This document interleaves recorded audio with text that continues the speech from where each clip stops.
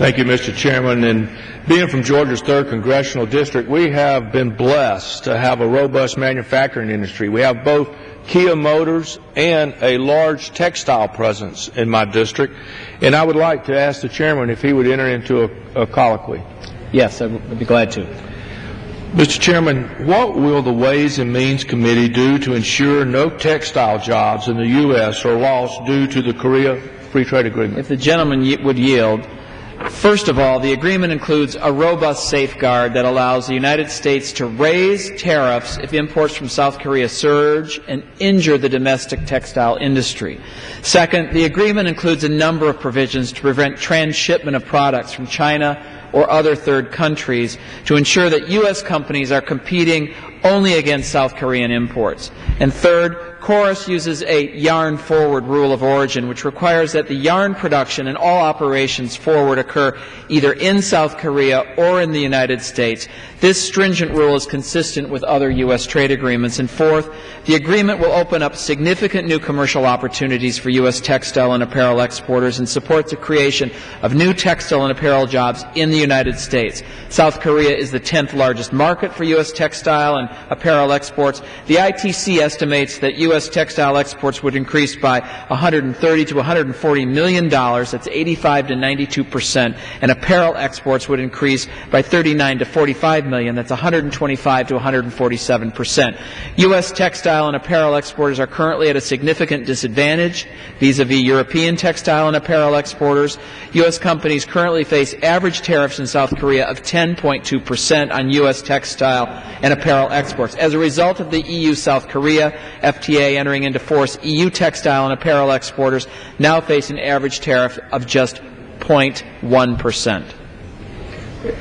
And further, Mr. Chairman, what has the Ways and Means Committee done to ensure textiles from China do not illegally enter the U.S. through Korea?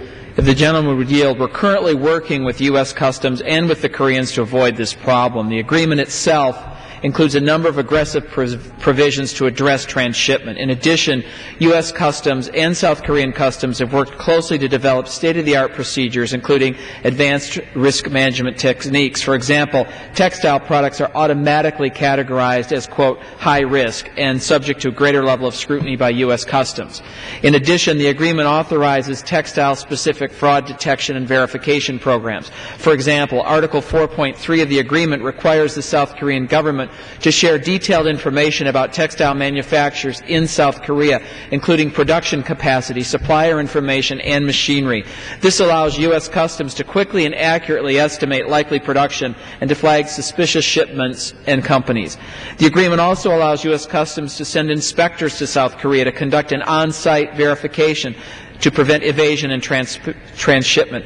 These inspectors are allowed to make unannounced visits, and if the South Korean firm refuses to allow U.S. Customs officials to inspect, Customs can suspend preferential tariff treatments for goods from that company. U.S. Customs maintains a permanent customs liaison in our Seoul embassy who focuses closely on transshipment issues.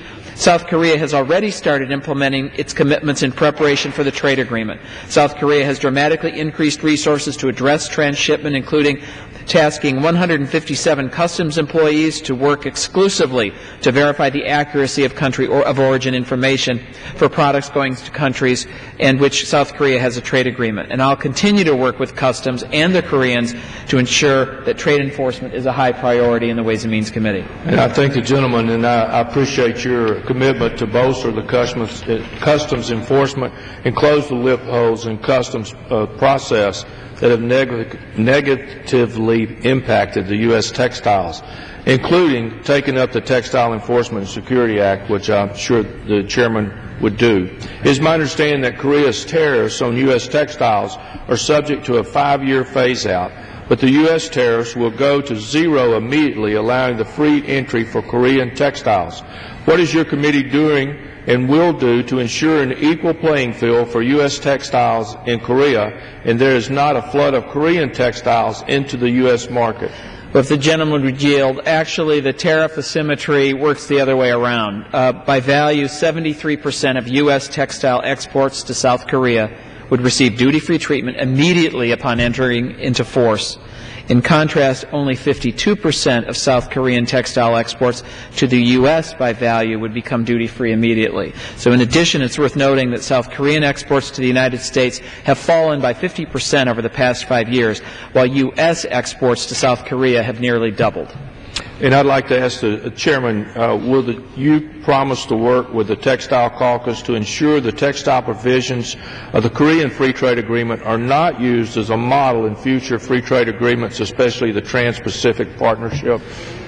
If the gentleman continue to yield, I look forward to continuing to work together with you and your colleagues in the Textile Caucus to work to address your concerns and ensure that USTR is aware of industry concerns and that Customs adequately prioritizes its trade enforcement responsibilities, particularly as it relates to textiles. And I thank the Chairman for the colloquy, and I would like to ask the Speaker for unanimous consent to submit several documents to the record, including 2 articles about the impact of the Korean Free Trade Agreement on the textile industry. Without objection.